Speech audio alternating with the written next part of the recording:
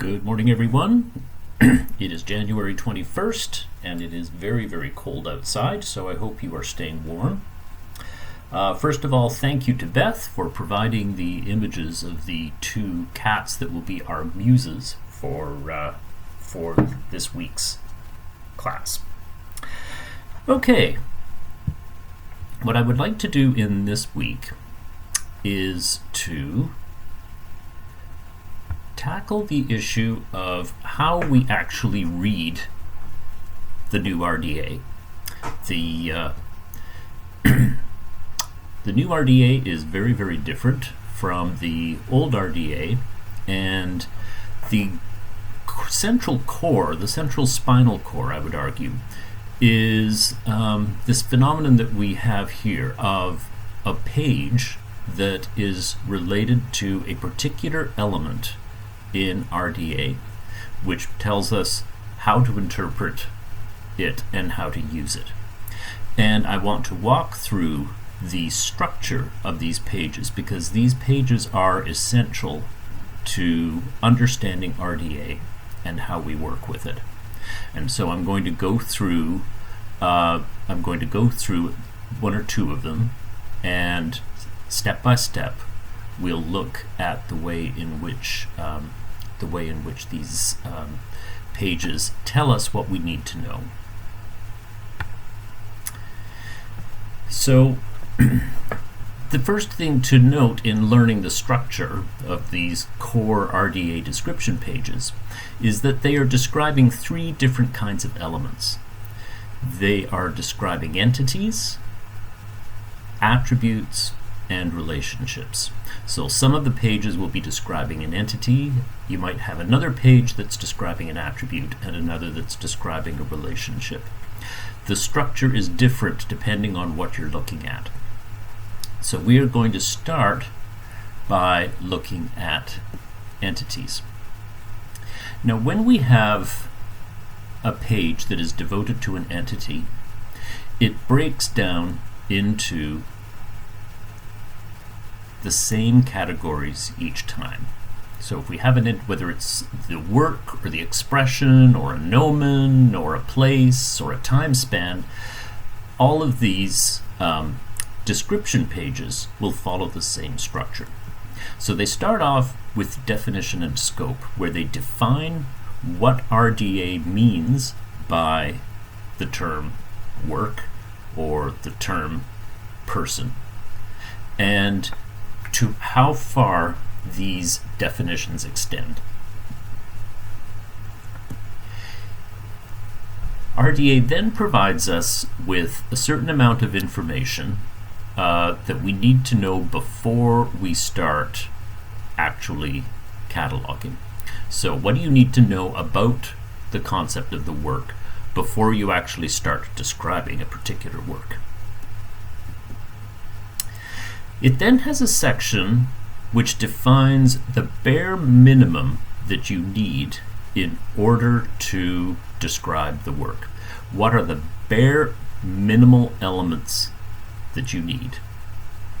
And following that, it then has a section called effective description. This is the area that we're going to be focusing on in the assignments where we start developing an application profile. Because the idea here is that if you are a particular library or a particular library system or a particular coalition of libraries of the same type, you need to make some kind of a decision in the wealth of options that are presented to you with RDA. Which options do you need? Which descriptive elements do you need in order to create an effective description? Effective in the sense of meeting the objectives of a library environment such as this. What do we need in order for users to find items, identify items, select items, obtain items, and explore the possibility of getting other resources as well? So this is where, out of the wealth of data elements that RDA provides, we will be making decisions about which ones we need in order to create effective description. Following that, we have a term which might be confusing to you called entity boundary. This is actually quite important because this is where RDA defines when we need to define a limit between one instance of an entity and another. Let's say I've got Margaret Atwood's The Testaments, her novel, The Testaments. And I now get and I've created a bibliographic description for it, and I've described it, and then I get a translation of the Testaments into German. The entity boundary section gives us instructions as to, for instance, if we're thinking in terms of the work. Is the German translation to be considered a new work, or is it to be considered a new expression of the same work? And this question becomes very, very dodgy in a number of specific instances. And so the entity boundary instructions are or suggestions are the suggestions that are used, that the library will use to determine when something new is considered to be a new entity rather than the old entity with a different expression or a different manifestation. After that, you have a section on recording, and RDA will give you instructions as to how to record your description of this entity, depending on whether you are using unstructured information, structured information, identifier, or IRI. And as you recall, those four, you can see the slides from last week to see the definitions of those. In some cases, certain kinds of recording will not be considered, will not be relevant, but you will typically have instructions to do, say, your library is only using unstructured description for this entity. This is how you do it. If you're using structured, this is how you do it, etc., etc. And then following that, we have a list at the bottom which contains the list of all of the attributes that pertain to that particular entity and all of the relationships that pertain to that entity. And whatever entity you're looking at, whatever page of an entity you're looking at, you'll find that this structure prevails. Now, there's one other thing I want to mention about entities, which is important, which is that there is a certain hierarchical relationship built into them. At the very top, we have the entity called RDA entity. I haven't talked about that very much yet. I will talk about that significantly in the second half of the course when we start collapsing all of these things into bibliographic records. But suffice it to say for the moment that at the very top of the pecking order there is what we call an RDA entity, and it is what we call a supertype. And all of the other entities, work, expression, manifestation, item, agent, nomen, place, and time span, these are all considered to be subtypes of the RDA entity supertype. Notice also that the entity agent is the supertype to two entity subtypes called person and collective agent. And collective agent, by turn, is a supertype to two other subtypes, corporate body and family. The importance for this is that if we go back to our example of Margaret Atwood's The Testaments, and I'm cataloging the Testaments, and I want to create a relationship with Margaret Atwood as the agent who is responsible for this, I could call her simply an agent and use the agent entity in order to describe her. Or I could go to the person entity and describe her as the person entity. What I will be asking you to do is to pick the most specific entity that pertains.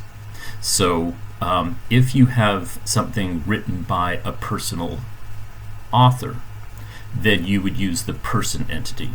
If you had, say, an annual report published by the Royal Bank of Canada, you would use the corporate body entity. You can put them in, you could put it in collective agent if you wanted, you could put it in agent if you wanted, but it's better to use the most specific form, which is the corporate body. And because we have these relationships built in, if the library ever wants to get a list of all of its agents, it can pull all the families and the corporate bodies, the collective agents and the persons together and say, because they're all considered to be subtypes of agent, and it can combine them into a list if it wants. But we will use the most specific entities that are available to us. Attributes and relationships have, on the one hand, a simpler structure. They both start with definition and scope, and then pre-recording instructions, recording instructions, and a list of related elements. But they have one extra feature, which is called an element reference. Let me show you what these are. Here on the left-hand side we have an attribute, which is extension plan. And the extension plan is an attribute of the work. On the right we have a relationship called author-person, which is a relationship that pertains to the work. Now notice, in both of these have element references, and they provide, first of all, an official IRI for the element, which relates to the RDA registry, which I'll talk about another time. It tells us, it relates us to various descriptive standards, so we can see what you'll find useful in the second half of the course. It shows you, for extension plan, what would the mark field be in mark bibliographic to enter it. But particularly notice what it says here. It says domain work. For an attribute is linked intrinsically to a particular entity, and the entity that it is related to, linked to, is called the domain. And so the extension plan is an attribute of domain. It can't be the attribute of any other entity. It is simply the domain. If we look at the relationship,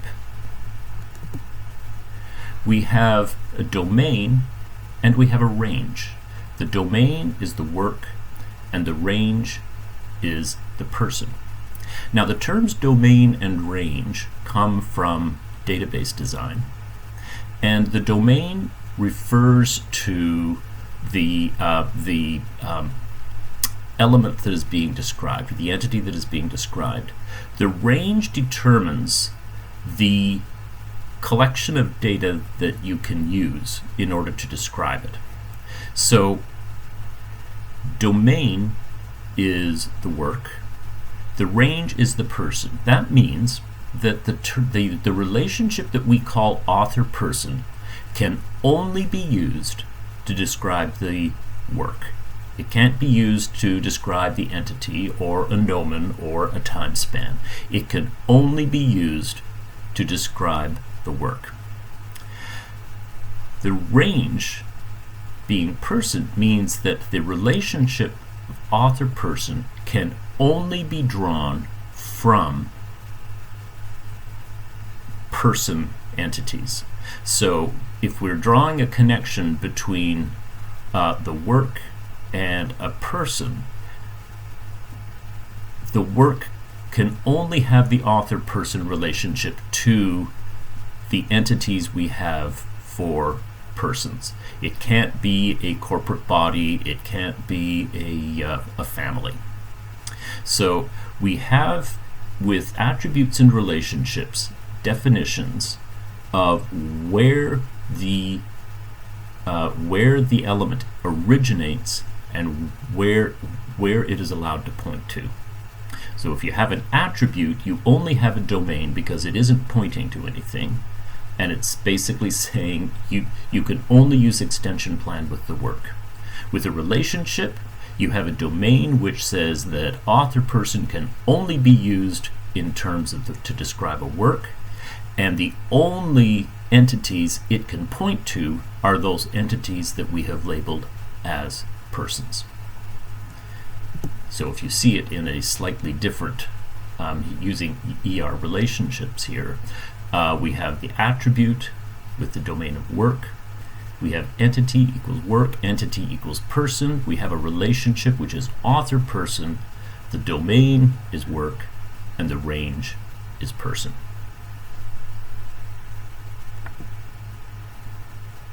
I'm going to go out on a limb here and guess that you could use a break.